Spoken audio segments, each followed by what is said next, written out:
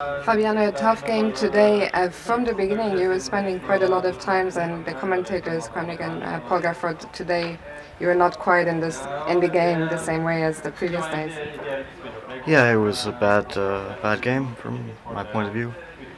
The opening, I was a bit surprised and I couldn't really remember stuff, so I just went for a line which is relatively stable. I think I should draw the ending, and after King F3, I started to go wrong. I mean, I can just go for a rook ending a pawn down, which I think should be a draw.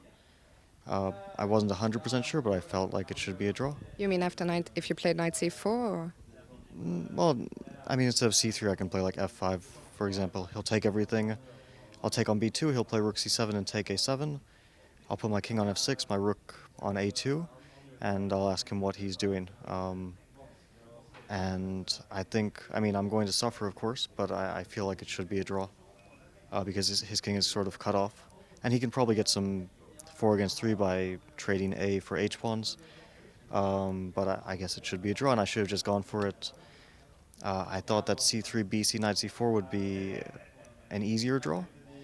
But then I realized after take and rook d1, for example, I don't actually have a good way of playing this position because very often he's invading with the rooks on the 7th rank. And then I started to, yeah, I mean, I should have made a decision besides just going for this clearly very unpleasant endgame where I'm also down so much on the clock that my chances of holding aren't so great.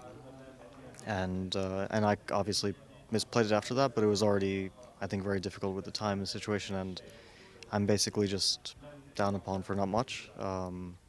At least I should have played a more simplified version of the position.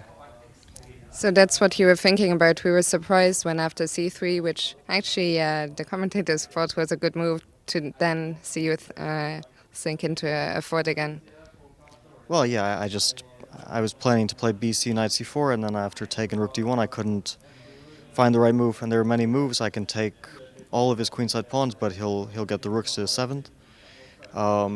It seemed like more or less one tempo that I'm either holding the position or it's causing me a lot of trouble, and I just couldn't find a way to play it and make a draw there. I mean, I'm sure that there is some way that I can probably equalize with some accuracy, but I just didn't see it, and it's also very, very dangerous because I could just lose a rook ending without any chances. So I thought at least with the knights on, I'll have some practical play. Maybe my play will be a bit easier.